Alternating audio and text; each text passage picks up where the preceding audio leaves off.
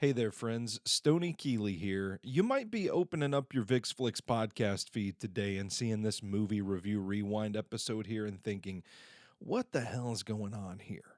What are these guys at Sobros Network up to now? And I can tell you, there are some changes coming to Sobros Network. I wanted to communicate those because I don't want you to be thrown off when you press play on this episode and you hear welcome to the Sobros Patreon or this podcast on Patreon, and you hear me thanking all of our Patreon subscribers. We stay pretty ahead on recording these movie review rewind episodes. Truth be told, they're evergreen content. So we can record a few at a time and save them so that monthly episodes drop throughout the rest of the year, and then we're not hard pressed as time slips away from us. We're all busy adults here. It happens. We're not hard pressed to find an episode on short notice. We've got stuff in the can for on down the road. Now, there have already been some changes to Sobros Network this year. You might remember there's not even a Sobros Network Patreon anymore. Those episodes are lost to time at this point, exclusively for our subscribers. But moving forward, these episodes are going to be available for everyone. And that includes you guys that have already subscribed to the VixFlix podcast. And to be honest, with a wink and a nod and a gentle tip of my cap, I tell you, that's all I'm willing to communicate at this point. But keep an ear to the ground for changes that could be coming to how you consume your movie content here on Sobros Network. Thank you guys for your patience. I hope you're not too weirded out hearing us talk about Patreon in this episode. Don't go try to sign up for a Patreon. It doesn't exist anymore. Just the episodes for the next few months are going to have that in there, but we've made the executive decision to make them available for everyone, and we hope that you will enjoy as much as we enjoyed making it. So without further ado, if you haven't heard it before, here is the Movie Review Rewind podcast.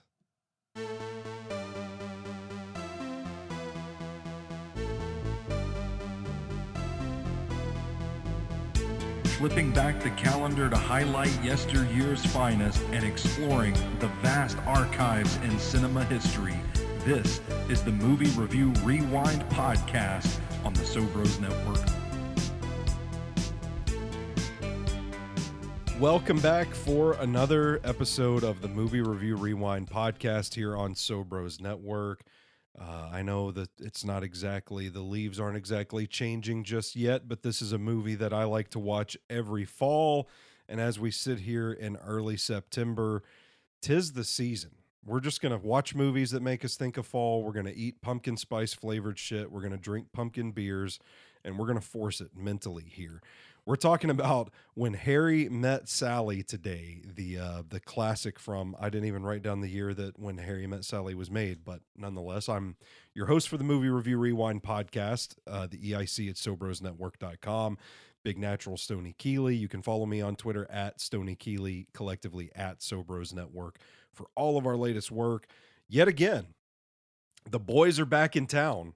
We've got the resident film critic of Sobros Network, member of the board of the Music City Film Critics Association, Mr. Brandon Vick. Brandon, how are you doing on this fine September eve?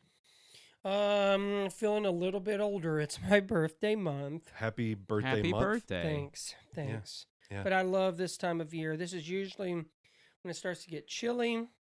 It's when I don't have to cut grass. Oh, I love it. That last time, like this stretch of year that we're in right now, it's like any time I mow the yard could be the last time I mow the yard for the year. And sometimes, even when people probably think I should cut it, I'll wait another week just to see if maybe we got some frost. Yeah. Oh man, that's great. That first frost when it just kind of kills everything off, and bugs are dead, the grass is dead. It's my favorite time of the year. I love it. Football's starting back up. You still have the optimism, you know, your dreams haven't been crushed if you're a Titans fan just yet. You're still hopeful. And award season is slowly about, I say slowly, but I guess in September it's mainly here. Yeah. And it's right before Halloween and the holidays. It's just I like it. It's great. It's a restful time of year. We got to get through the nasty humidity. Yeah, and then thanks and then global we're there. warming. But God, God, does it feel good when you first get that 55 degrees? Oh yeah, that relief, that relief that from jacket the summer and heat. jean combo, undefeated. Oh, there we are. Yeah, and in that voice you hear is the sweaty president of the Music City Film Critics Association, the EIC at 615 Film, Mr. Sean Atkins. Sean, how are you doing today? Doing great, just ready for the weather, to settle down once and for all, so we can settle into this, nice time of the year before, hell freezes over. Sean, what do you think of When Harry Met Sally? Yeah. Please, as a fall movie? Sorry, I didn't mean to cut you off there. No, I think it is a fall movie, just given the setting and everything in New York City and the Billy vibes, Crystal even sweater. from the and the even the poster itself that you have, where Beautiful. it's with the fall leaves or the leaves changing colors. They just, for a film like that came out in 1989, and we've talked about this before in posters and everything, like on the last episode with The Legend of Bagger Vance. They just don't make good movie posters anymore. No, you're right. It's You're all right. like photoshopped and shit that just looks ugly. AI. And AI really is going to be problematic for these posters. I thought for last year, Oppenheimer had some good ones. Well, that's true. Poor Things was beautiful. Mm. More than a few of theirs. It was beautiful. It was art. How dare you?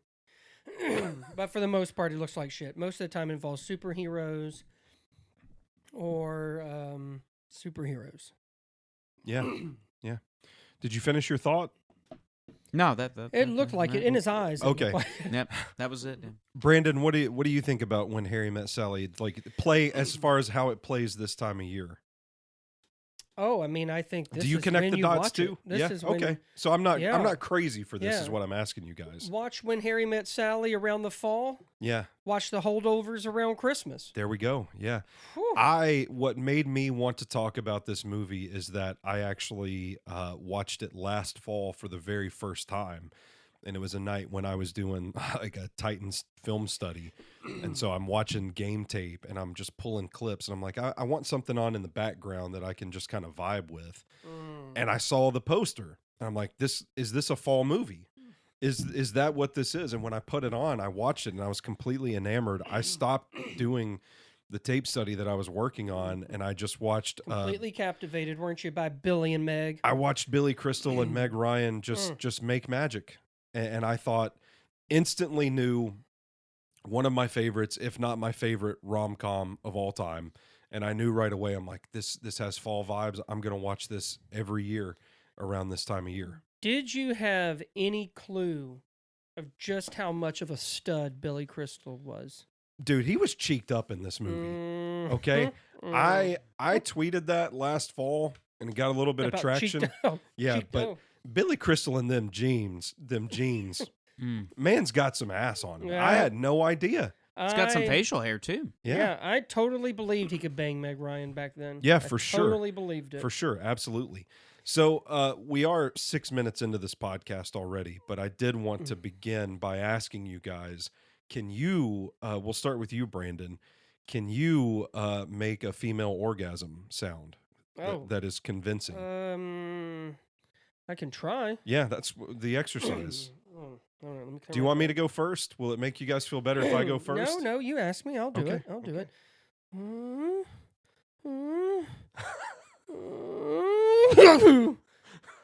It's like it's a little bit of pleasure, a little bit of pain, and ends with a sneeze. I thought you were about to say a fart. Oh. Sean, do you want to take a stab at it? Yeah, beat that. I think I'm good. Okay, I'll give it a shot. Oh.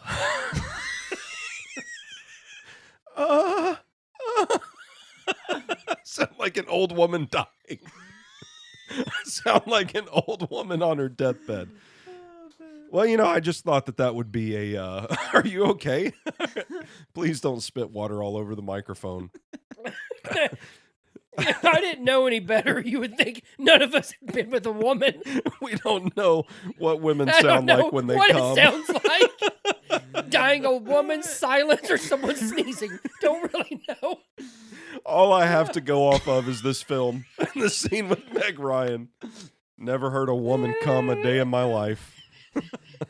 I don't think if we, I don't think, or if we were in a diner, I don't think if y'all made those noises, someone would be like, I'll have what he's having, Yeah. or I'll have what they're having. No. They would call the police. Yeah.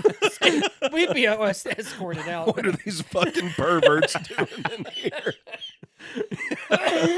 Oh, God. Oh, well. That's a good opener. Oh, man. It was a very sad attempt, but it was a good opener. Yeah. Oh, me. So let's dig into this film a little bit. I think the premise of it is pretty simple. It is one that I was surprised to see, like a rom-com that is pretty raunchy. I think this is rated R, isn't it? Yeah. Oh, yeah. Yeah. Yeah. To see it kind of raunchy from that time period, I'm kind of thinking, like, off the top of my head, this is probably going to be some cringeworthy shit that you probably couldn't get away with today. And there are some, like, stereotypical one-liners and zingers in the film, but I think by and large, I was surprised at how timeless the humor felt in it, how relatable the humor felt in it. And that was one of the big things that really stood out to me.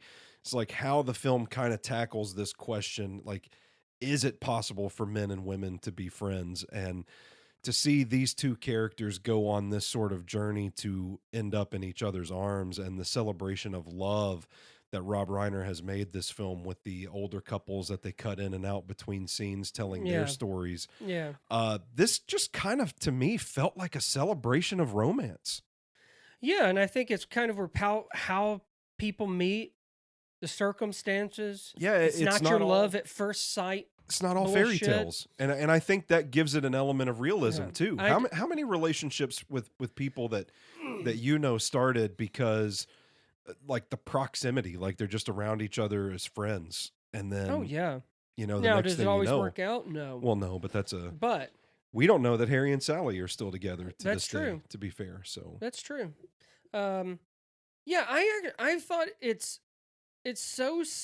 so brilliantly directed and written that I think the chemistry, I mean, the chemistry's there. There's no question about that. But it's just a very adult, mature rom-com yeah, that I don't really think you would understand it unless you are of a certain age. yeah, Which, I mean, obviously the rated R, but I just mean, like, if I watched this, I had actually never seen it all the way through until this year. Oh, wow. Yeah. So some that, like Stoney says, sometimes they're not, Stoney's word, timeless. They can be cringy. They can also be stupid. They can also feel very dated. But I was amazed. I was amazed of just how well done this is, and the universal themes that I think every person in any kind of relationship deals with. And it's handled so well. And I was very impressed by it. And this is one of the times where the movie and its reputation was not overhyped. All of the praise and recognition is so well deserved. Yeah. Sean, your thoughts? I just think it's kind of it's a timeless rom-com to me, where you really could. It's one of those rom-coms that I frequently revisit on an annual basis. And that's kind of hard, even though we've had some really good rom-coms over the years. This is just like the one that just has this staying power. And you have this great dynamic chemistry between Billy Crystal and Meg Ryan. And this, to me, is two actors in arguably their best roles they've ever had in film. Yeah. And this was really, too, the start of where Meg Ryan really took off, not in rom-com, but just in romance movies in general, because she did this before Sleepless in Seattle, You've Got Mail, City of Angels, whether you like or dislike that movie. I love You've Got Mail. Yeah. Well, Nora Ephron, who wrote this film, would you be surprised to learn wrote You've Got Mail as well? Yeah. Did she direct it? Did she direct it? I'm almost certain she did. I thought she did. Let's see here. And she wrote Sleepless in Seattle. Yeah, she did direct it. I thought Yeah. so. That's another good like fall movie. You've Got Mail. Yeah. That's what I instantly think of, and I We- love that bookstore. The Yeah. Meg Mhm. Ryan's bookstore. Mhm. The other one's like Barnes and Noble. So, but yeah, I like that one. But I didn't know. I always get confused if this one, When Harry Met Sally, or Sleepless in Seattle, which one came first. But I totally agree, especially with Billy Crystal. I don't. He. I mean, he's a charming, charismatic guy. I mean, you kind of seen that in other stuff, even when he hosts the Oscars. But I think he's clicking on all cylinders here. I think a lot of the wittiness and the charm and humor, a lot does come from his character. Yeah, I mean the way he fires off just quirky little lines in this, it really does line up with the script. Really lines up with him as a comedian or Yeah. as a humorous actor. But I was surprised that he showed a little bit of emotional depth Mhm. in this role He had too, some because vulnerability. when I think of Billy Crystal, like I think the comedy stuff. I think silly. I don't think like you said, vulnerable. That's a great word. I don't think of this romantic, I definitely don't think of him as Romeo fuckable. fuckable. Right. Yeah, that's right. I forgot. I told you that on the phone. I was like, I wanted to fuck Billy Crystal watching this movie, but but I got it, and to me, that shows a layer of depth in his talent that I don't think really shines through. You guys have seen more Billy Crystal movies than I have, I'm sure, but I don't think that side of him really shines through in his other work the way that it did in this film. I would agree. I think he's shown aspects of it in the City Slicker movies that analyze this especially, Yeah. but nothing like this. I agree in the sense that nothing. I feel like there are certain films that really present the actor in all their glory, as if you can't imagine anyone else doing it, saying these words, whatever the case may be. And I think Billy Crystal and When Harry Met Sally is one of them. So the idea for this film, directed by Rob Reiner, written by Nora Ephron, as I mentioned before, was after Rob Reiner divorced Penny Marshall, or they were divorced. I don't know who divorced who. I didn't do that much research, but Rob Reiner and Nora Ephron got together and started like cooking up this idea. Ephron interviews Reiner and comes up with the Harry character based off talking to Rob Reiner. And I don't know if you guys watched any of the behind the scenes features on this, but I've like been wanting to. I know you were a big fan. Rob Reiner talking about Billy Crystal, who they were boys before this movie was even made, but like hearing Rob Reiner, sometimes like I was hearing the Harry character come out of his mouth. So that was very much believable. And then Sally was based on Nora Ephron and some of her friends. So they're very much drawing inspiration from real life to make this film. And I think that's part of what makes like any writer is most successful when they can draw experiences or they can draw on their own life to pour that into their work like this. Would you guys say that kind of practice makes a film like this maybe more relatable to audiences? I would think so. To have that connection. Yeah. Oh, absolutely. I mean, how could it not? I mean, how can it be?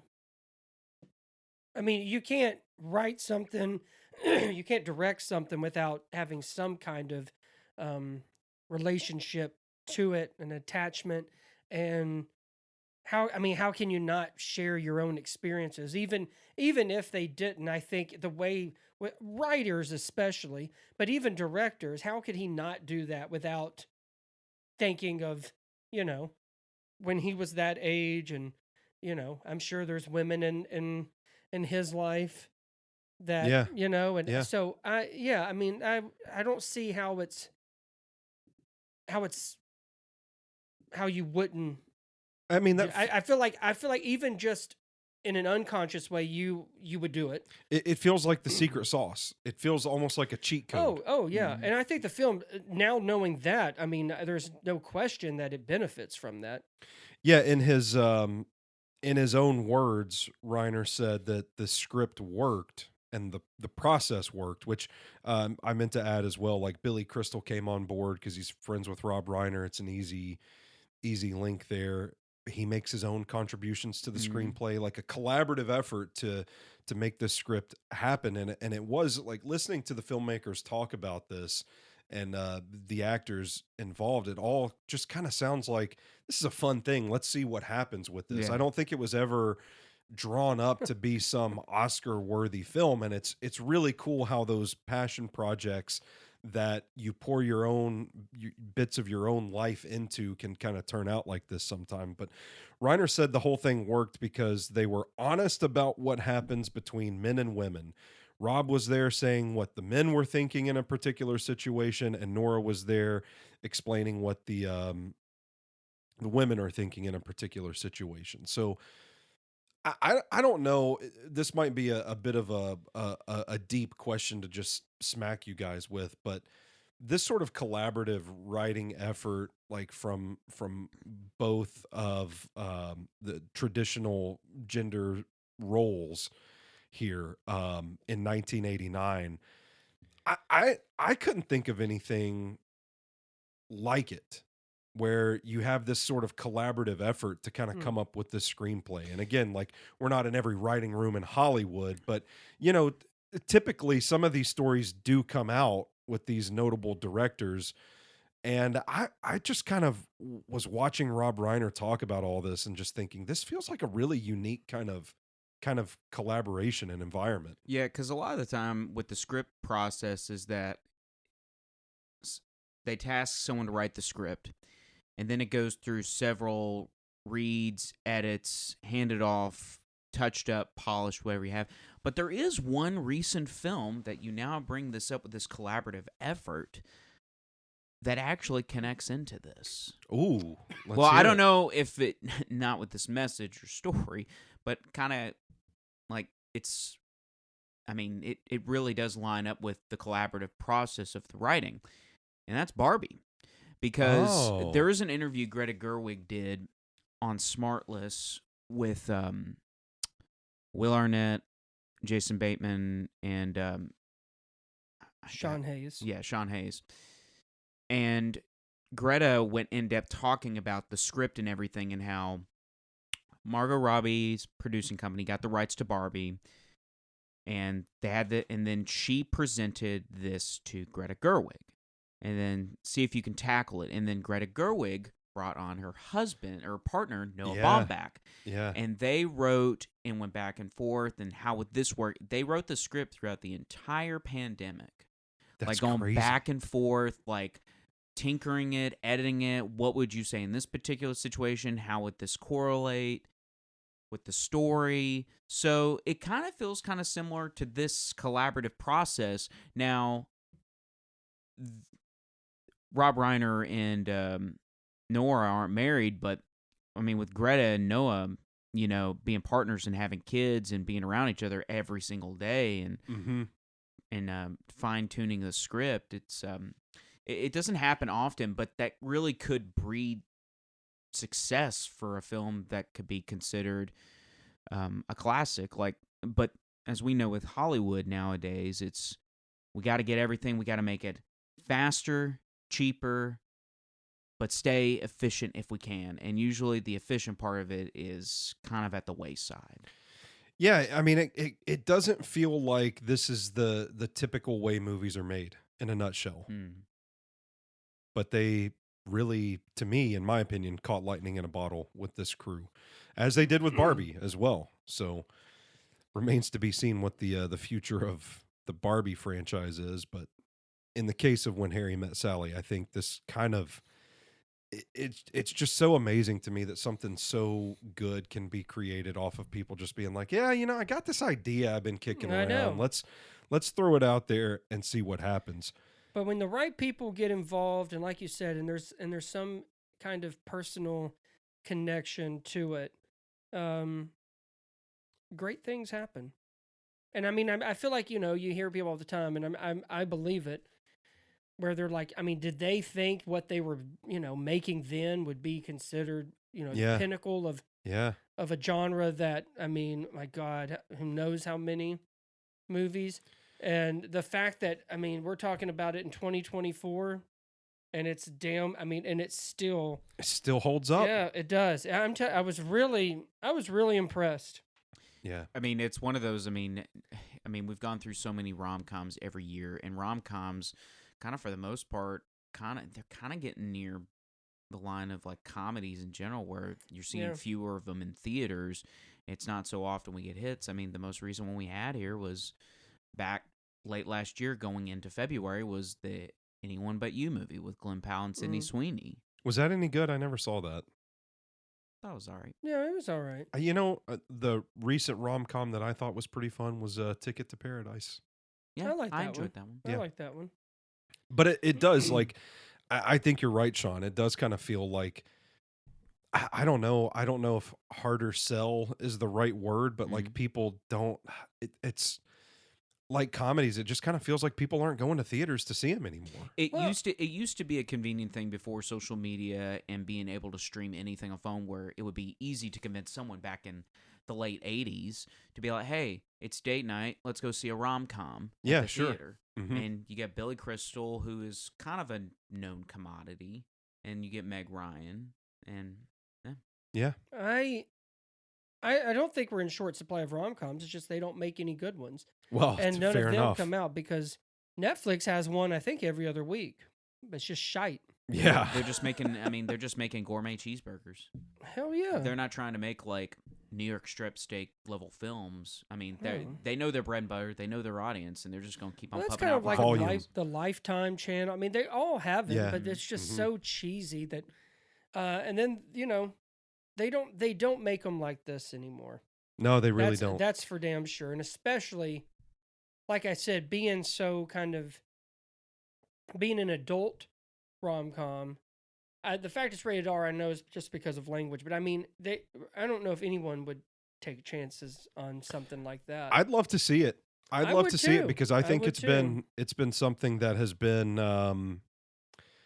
there's been a void of that in cinema in recent years. What's the last like truly great? And I'm not talking like Anyone But You, Ticket to Paradise that's just fun, enjoyable watch on Mhm. a Friday night with your wife, but like really great, you just thought, holy shit, that is cinema. Oh, but like rom-com? Rom-com, yeah. Oh, I was gonna say, what, just cinema? Yeah, just Um, Godzilla versus Kong. I don't know about great. I think it is, but the most recent is like Crazy Stupid Love. That's the one I was going to say, and that was 2011. Yeah, I really that was good. And honestly, the rest of them are kind of before that. Yeah, I never saw Crazy Rich Asians, but that's listed. Easy A is listed. I never saw that. Silver Linings Playbook, is that a rom-com? Oh, I don't consider that the rom-com. Man, that movie is way overrated in my opinion. Whew, okay. I mean, I will like it. I will tell you though, mine I know for sure is, well, it's one of two movies. Always Be My Maybe, which was a Netflix film. Oh, Mhm. yeah. And then it probably is the funniest rom-com I've seen in a while, is Long Shot. I was just about to say I that like Long popped up Shot. on Google. and I Charlize thought- Theron, I remember that. Seth yeah. Rogen. That movie was great. That was a pretty good one. That was a pretty I good like one. that one. But that one and Always Be My Maybe are like the two, like, Ooh, what about This Means War? Who remembers that? Ugh, Classic. I hate that one. It's really weird because it's directed by the same woman, even though she's done fantastic things, and I think it's a shame she can't get money or the good amount of money to make a new one. But I'm a big fan of Nancy Meyers. Mm. She did What Women Want. Yeah. She did. I watch it all the time. Whenever it's on, I just watch it. For Something's Gotta Give, with Jack and Diane Keaton. And there's one that I don't really. It's good, but it's not great. But I've actually I kind of feel like I kind of enjoy it for what it is more these days than I did when it first came out. But her, It's Complicated with Meryl yeah. Streep, Steve Yeah, Martin, yeah. and Alec Baldwin. Mm-hmm. I like those. She has some of the best kitchens in movies that I've ever seen in my life. Yeah. Do we count You Hurt My Feelings as a rom-com? Because that was pretty good. I mean, I love that one. Yeah. But I guess in a truer sense, that's Maybe. not quite what I think of. But I mean, you could. I mean, Yeah. it does have that. That feels more It has rom than that com. feel. Yeah. Yeah. All right, so back to When Harry Met Sally. We went down a little rabbit hole there. The original title of this film was called How We Met. And I don't know about you guys, but I think that fucking stinks. It was horrible. Hell yeah. I think When Harry Met Sally is one of the most iconic film titles of all time. And I can't fathom the idea that they heard anything else and even remotely considered it Yeah. after When Harry Met Sally. But if I'm not mistaken, I didn't jot this down in my notes, but if I'm not mistaken, either Rob Reiner or Nora Ephron, I can't remember which one, somebody heard the title and was like, nah, it's not going to work. Don't really care When for Harry it. Met Sally. Yeah. One. And they stuck with it. And now Rob Reiner was insistent upon the ellipsis at the end of it too. Had to have the ... after Sally Oh. to imply like there's like more, there's a vast, this is where our story is beginning, but there's this vast openness coming between these two characters. And I thought that was a pretty interesting little touch there, because I never noticed it, but it is. I haven't either. I don't even know if it's included when people sometimes write like in there Yeah. or compare it. Yeah. I don't know if I've ever actually seen it. Yeah. I really like their introduction when they're in the car. Yeah. That's some good old fashioned writing right there. Yeah. And it's so true. Yeah. Mm-hmm. I don't really think there's a dishonest bone in this thing.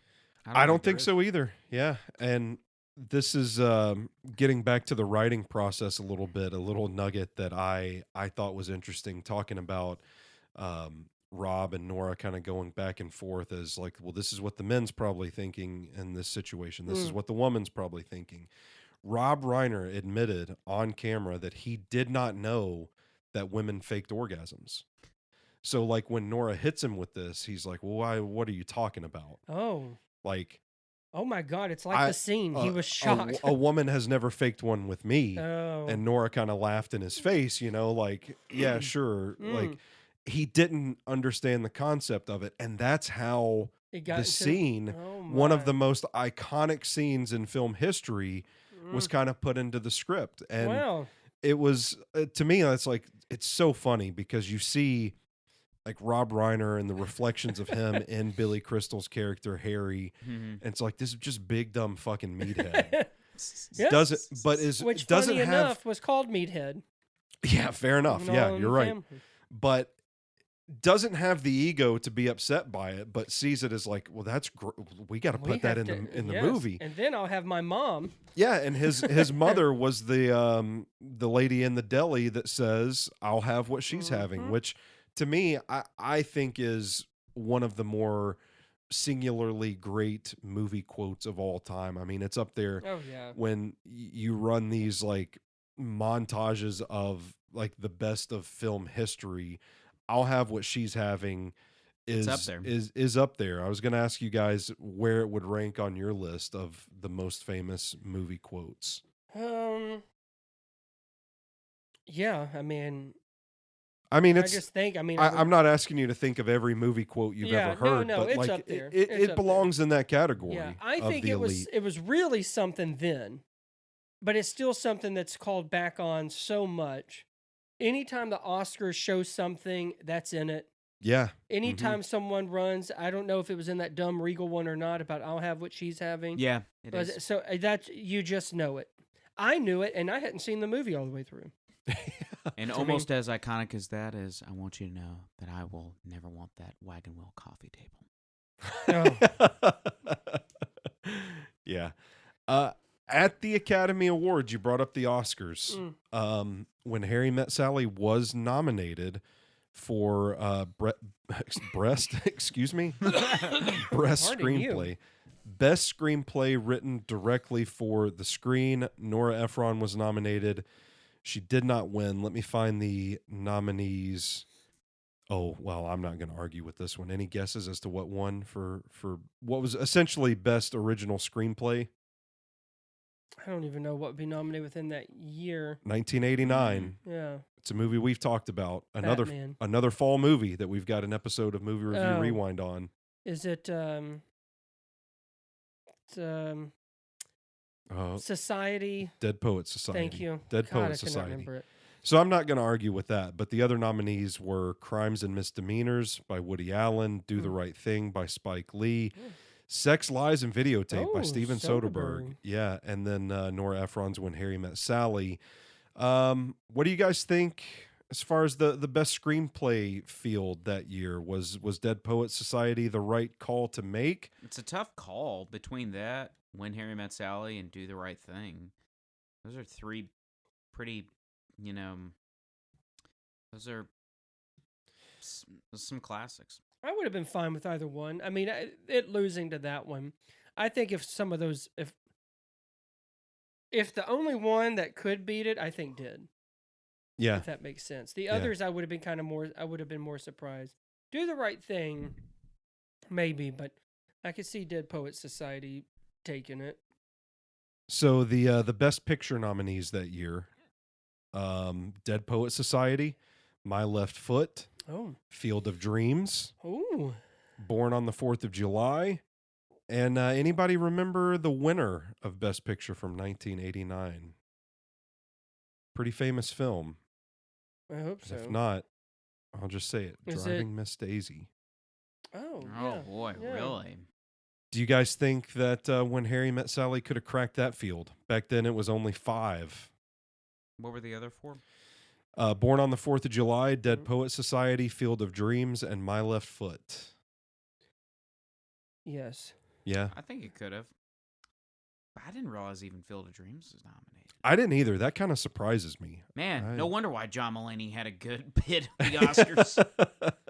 I didn't realize Driving. I don't know. I don't think I've ever seen that all the way through. Oh boy! And we might have to put that on the to watch list. You want to talk about films that probably haven't aged well?